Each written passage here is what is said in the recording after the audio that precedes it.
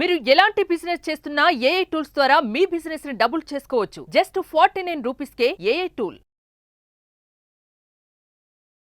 Class room లోనే teacher హత్య. అన్ని గాయాలున్నాయి మేడం. స్కెచ్ వేసి హత్య చేసిన విద్యార్థులు. ఎవరైనా టీచర్స్ వెనక పక్క నుంచి ప్రోద్బలం లేకుండా వాళ్ళు కొట్టింటారా? గుంపుగా కొట్టి చంపేశారు. నా జీవితాన్ని చీకటి చేస్తారు సార్. పిల్లలా వీళ్ళు హంతకుల. హెచ్చము పూర్తి టీచర్లు, తర్వాత ఆ పిల్లలు వాళ్ళే పూర్తి బాధ్యత. మీ పిల్లలు ఇలానే ఉన్నారా? నమస్తే, welcome to Suman TV. Teachers భయపడుతూ విద్యార్థులకి పాఠాలు చెప్పాలా? మరి ఈ వీడియో చూస్తే అదే నిజమేమో అనిపిస్తుంది. అన్నమయ్య జిల్లా రాయచోటి తరగతి గదిలో విద్యార్థులు గొడవ పడుతున్నప్పుడు ఒక ఉపాధ్యాయుడు వెళ్లి మందలించడంతో అనుమానాస్పద స్థితిలో మృతి చెందాడు. మరి దీనికి విద్యార్థులు దాడి చేయడంతో మృతి చెందారన్న ఆరోపణలు కలకలం రేపుతున్నాయి. మరి దీనిపై మరింత సమాచారం అందించడానికి ఈరోజు మనతో పాటు స్టూడియోలో ఉన్నారు విశ్వగురు వైబ్రెంట్ వంశీ గారు, manifestation coach and life coach. మరి సార్తో మాట్లాడతాం. నమస్తే అండి. ఆత్మ నమస్కారం. వంశీ గారు, మరి ఇన్సిడెంట్ తెలుసు మీకు. టీచర్స్ పైన దాడి చేయడంతో నా భర్త చనిపోయాడని చెప్పి వైఫ్ చెప్తున్నారు. దీన్ని ఎలా చూడొచ్చు అంటారు? అంటే పిల్లలు స్కూల్ ఏజ్లో ఆ మైండ్ సెట్ అనేది అసలు ఎలా మారిపోతుంది? దాడి చేయడం అంటే టీచర్ పైన తిరగబడడం అనేది అసలు దీన్ని ఎలా చూడొచ్చు అంటే? ఫస్ట్ ఆఫ్ ఆల్ ఈ న్యూస్ విన్నాక ఫస్ట్ చాలా బాధ అనిపించింది. How pathetic it is. 21వ శతాబ్దంలో ఉన్నాం, టెక్నాలజీ మారుతూ వస్తుంది, పీపుల్ మైండ్ సెట్ చేంజ్ అవుతూ వస్తుంది. ఒక ప్రాణాన్ని కోల్పోయాము. It's a very bad situation అని చెప్పొచ్చు. కంప్లీట్ న్యూస్ విన్నాక వాస్తవాలు మనకు తెలీదు. ఫ్యాక్ట్స్ వేరు, ఒపీనియన్స్ వేరు. చెప్పిందంతా కూడా వాస్తవం కాదు. బట్ పోలీస్ డిపార్ట్మెంట్ డిక్లేర్ చేసిన దాని ప్రకారం అబ్జర్వ్ చేస్తే గనక, న్యూస్ పేపర్స్ని అబ్జర్వ్ చేస్తే గనక, పిల్లలు ఏదో డిస్కషన్ అవుతూ ఉంటే ఆపడానికి నువ్వు వెళ్ళాడు. ఈ ప్రాసెస్లో ఒక వ్యక్తి మీద, ఒక స్టూడెంట్ మీద కొంచెం హార్ష్గా మాట్లాడడం, తను హర్ట్ అయ్యి ఆ యొక్క పెయిన్ని తను తీసుకోలేక at that engage, that's the biggest problem. ఇది ఒక ట్రాజడీ, దుస్సంఘటన. అది తీసుకోలేక ఇంకా కొంతమంది ఫ్రెండ్స్తో వెళ్ళి అటాక్ చేయడం, ఈ ప్రాసెస్ లో ఆయన ప్రాణాన్ని కోల్పోయారు. ఇది చాలా బ్యాడ్ సిచ్యువేషన్. ఇట్లాంటిది మనం ఎప్పుడు ఎక్స్పీరియన్స్ కూడా అవ్వలేదు, ఎప్పుడు వినలేదు కూడా. స్టూడెంట్స్, ఇప్పుడు 2 థింగ్స్ ఉన్నాయి ఇక్కడ. స్టూడెంట్స్ కి టీచర్స్ మందలించకూడదు అంటారు. అవును. మరి టీచర్స్ పైన స్టూడెంట్స్ తిరగబడ్డం ఎంతవరకు వాస్తవం? మామూలుగా పేరెంట్స్ అంటారు కదా, మా పిల్లల్ని కొట్టకూడదు, కొట్టకుండా చెప్పండి, దెబ్బ పడితే కుదరదంట. ఒక దెబ్బ వేస్తే ఇమీడియట్లీ పేరెంట్స్ వెళ్ళి గొడవ చేసిన సందర్భాలు మనం చాలా చూసాం సొసైటీలో. మరి ఇప్పుడు ఇది అసలు రివర్సే ఉందండి. టీచర్ పైన పిల్లలు దాడి చేయడం అంటే దీని వెనకాతల మెయిన్ రీజన్ ఏంటంటే యంగ్స్టర్స్ యొక్క మైండ్ సెట్ కరెక్ట్ గా లేదు. ఇంకా ఇన్ డెప్త్ ఆలోచిస్తే ఇది ఒక హెచ్చరిక ఎడ్యుకేషన్ డిపార్ట్మెంట్ కి. ఈ వీడియో ఒక హెచ్చరిక అవ్వచ్చు. వై? బికాజ్ ఇది ఇంకో జరిగిపోయింది. గడిచిన సంఘటన మనం మార్చలేము, వాస్తవాల్లో మనకు తెలియదు. అది పక్కన పెడితే రేపొద్దున ఎలాంటి సంఘటన జరగకుండా ఉండడానికి ఎడ్యుకేషన్ డిపార్ట్మెంట్ ఏం ఇనిషియేషన్ తీసుకుంటుంది అన్నది వెరీ ఇంపార్టెంట్. స్కూల్స్ కానీ కాలేజ్ స్టూడెంట్స్ కూడా కాదు, they are not adults, they are youngsters.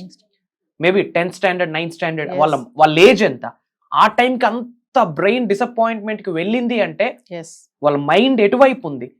దీని మీద యంగ్స్టర్స్ అందరికీ ఎడ్యుకేషన్ డిపార్ట్మెంట్ వాళ్ళు they have to take a call on a serious note, on a priority basis, to train their minds. అంటే వాళ్ళు ఆ ఏజ్ లో మీరు అన్నట్టుగా ఈగోకి వెళ్ళడం అనేది, ఆ ఫ్రస్ట్రేషన్, ఆ కోపం అనేది, దీనికి కారణాలు ఏంటంటారు? సోషల్ మీడియా బూన్ అండ్ బేనా, వరమా శ్రేపమా తీసుకునే బట్టి ఉంటుంది. ముఖ్యంగా ఇది జరగడానికి మెయిన్ పాయింట్ ఏంటి అంటే ల్యాక్ ఆఫ్ పేషెన్స్. ఏదో డిస్కషన్ అవుతా ఉంది, ఆయన ఆపడానికి వెళ్ళాడు. వీళ్ళెందుకు అది అంగీకరించలేకపోతా ఉన్నారు, యాక్సెప్ట్ చేయలేకపోతా ఉన్నారు? మా మంచికే కదా చెప్పారు అన్న ఆలోచన రావట్లేదు అంటే పేషెన్స్ ని కోల్పోయారు. అసలు ఉన్నత శిఖరాలకు వెళ్ళడానికి patience is the first step అని మనం ఎన్నోసార్లు మాట్లాడడం జరిగింది. మరి అది ఎందుకు కోల్పోతా ఉన్నారు అంటే వాళ్ళ బ్రెయిన్స్ ని ట్రైన్ చేసే సమయం ఇది. వై? బికాజ్ ఇలాంటి సిచ్యువేషన్ మళ్ళీ ఎక్కడ జరగకూడదు. ఒక ప్రాణాన్ని కోల్పోవడం అనేది చిన్న విషయం కాదు. అది యంగ్స్టర్స్, ఒక స్కూల్ గోయింగ్ కిడ్స్, వాళ్ళు గట్టి కొడితే 13-14 సంవత్సరాలు ఉండవు వాళ్ళకి. అట్లాంటి స్కూల్ గోయింగ్ కిడ్స్ కి అంత ఈర్ష్యలు ఇగోలు ఎందుకు? అంటే వాళ్ళ మైండ్ ఎట్టుపోతా ఉంది. ఎప్పుడు ఎకడమిక్స్ అయినా గైడ్ చేసేది, ఎథిక్స్ వాల్యూస్ ఈ రోజుల్లో లేవు. అదే ఎథిక్స్ వాల్యూస్ లీడర్షిప్ పెద్దవాళ్ళు అన్న మైండ్ సెట్ ఉంటే ఇంతవరకు వెళ్తుందా? మేబీ తిట్టుకోవడం వరకు వెళ్ళొచ్చు, ఏమో హార్ష్ గా డిస్కషన్ వరకు వెళ్ళొచ్చు, ప్రాణాన్ని కోల్పోయేది చెయ్యి వేసేది అంతవరకు వెళ్ళదు కదా. బట్ అలా వెళ్ళింది అంటే మెయిన్ రీజన్ ఏంటంటే యంగ్స్టర్స్ మైండ్ సెట్ ఈరోజు కంప్లీట్ లా పాడైపోయింది. They are ridiculous everything. ఏముందిలే మాకెవరేం చేస్తారు, వాళ్ళ వయసు ఎంత, వాళ్ళు చేస్తున్న పని ఏంటి, వయసుకు తగ్గట్టు పనులు చేయాలి కదా. ఇప్పుడు గురు బ్రహ్మ, గురు విష్ణు, గురుదేవో మహేశ్వర, గురు సాక్షాత్ పరబ్రహ్మ తస్మై శ్రీ గురువే నమః, గురువే దేవుడు అని అంటారు సనాతన ధర్మంలో. మరి అసలు గురువు పైన చేయి చేసుకోవడం అంటే కొట్టడం వల్లే నా భర్త చనిపోయాడని ఇక్కడ ఒక విషయం అర్థం చేసుకోవాలి. ఫ్యాక్ట్ మనకు తెలియదు. యాజ్ పర్ పోలీస్ డిపార్ట్మెంట్ వాళ్ళు ఇచ్చిన ఇన్ఫర్మేషన్ ప్రకారం, న్యూస్ ఆర్టికల్స్ ప్రకారం మనం మాట్లాడుతూ ఉన్నాం. వాస్తవాలు తెలియకుండా మనం ఇన్ డెప్త్ వెళ్ళడం తప్పు. అది పక్కన పెడితే ఇలా జరగడానికి because of youngsters mind set. అది నా పాయింట్. ఇప్పుడు కంప్లీట్ గా నేను education departments come giving a call on this through this video. ఏమైనా సదస్సులు చేయాల్సిందే, సమయం ఆసన్నమైంది. కౌన్సిలింగ్స్ అంటే 110% ప్రతి స్కూల్స్ లో ప్రైమరీ ఎడ్యుకేషన్ వాళ్ళకి, హయ్యర్ ఎడ్యుకేషన్ వాళ్ళకి ఏమైనా కొన్ని సదస్సులు ఏర్పాటు చేయాలి. చాలా మంది మోటివేషనల్ స్పీకర్స్ ఉన్నారు కదా బయట, ఎన్లైట్మెంట్ చేస్తున్నారు కదా చాలా మందికి. పిలాల్సిన సమయం ఆసన్నమైంది. ఇఫ్ నాట్ ఇలాంటిది మళ్ళీ జరగదని ఏంటి, ఆ ఇష్యూని చూపిస్తూ దీనికి కారణం because of this mind set అని ఎలివేట్ చేసి మరి చెప్పాల్సిన అవసరం ఉంది. ఇఫ్ నాట్ ఇంకో దగ్గర జరగదు అన్న కన్ఫర్మేషన్ ఏమైనా ఉందా? తప్ప యంగ్స్టర్స్ మైండ్ సెట్ పోతా ఉంది. రేపు పొద్దున్న ఎవరైతే స్టూడెంట్ దాడి చేశాడో వాళ్ళ తండ్రి టీచర్ అయితే వేరే స్కూల్లో, వాళ్ళ తండ్రి ఆ స్థానంలో ఉంటే పరిస్థితి ఏంది, వాళ్ళ తల్లి ఆ స్థానంలో ఉంటే పరిస్థితి ఏంది? అలా ఎందుకు యంగ్స్టర్ ఆలోచించలేకపోతా ఉన్నాడు?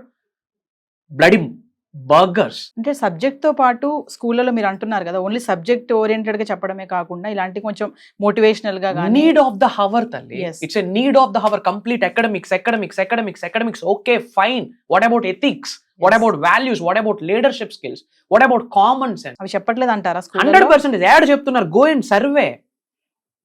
పేరుకి సాక్ స్టూడెంట్ యాక్టివిటీ సెంటర్స్. ఏమవుతా ఉన్నాయి యాక్టివిటీ సెంటర్స్ లో? Go and check it out. అవి ఉంటే ఇంతవరకు ఎందుకు వస్తాయి? డిసిప్లైన్ యాడ్ ఉంది ఈ రోజుల్లో. ఎక్కడుంది డిసిప్లైన్? లేదు ఈ రోజుల్లో. డిసిప్లైన్ లేదు. స్టూడెంట్స్కి ఏమైనా ల్యాకింగ్ ఉందని డిసిప్లైన్. ఎప్పుడు marks academics, marks academics, marks academics. Okay fine, అది కావాలి. దానితో పాటు add on step communication skills, leadership skills, ethics, values, పెద్దలంటే రెస్పెక్ట్. ఎన్ని స్కూల్స్లో లైబ్రరీస్ ఉన్నాయి? ఎన్ని లైబ్రరీస్లో పాజిటివ్ మెంటల్ యాటిట్యూడ్ బుక్స్ ఉన్నాయి? Go and check it out.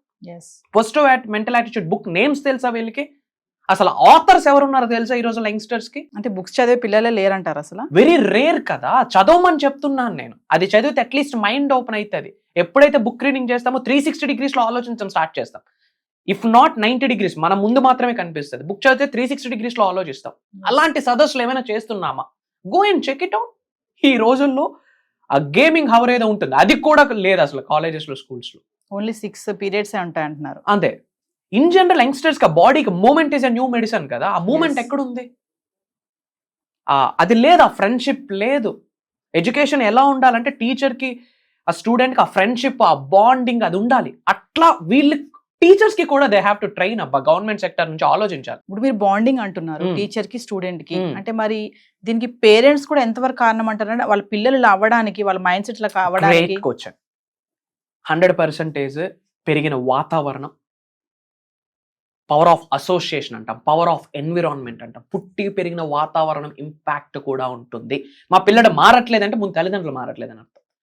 ఎందుకంటే 20% చెప్తే వింటారు, 80% చూసిందే వాళ్ళు అమలు చేస్తారు. అంటే మేమే వాళ్ళని అలా తయారు చేస్తున్నామని అంటారు పేరెంట్స్. మరి మేమేం చెప్పట్లేదు వాళ్ళకి అలా ఉండమని అంటున్నారు కదా.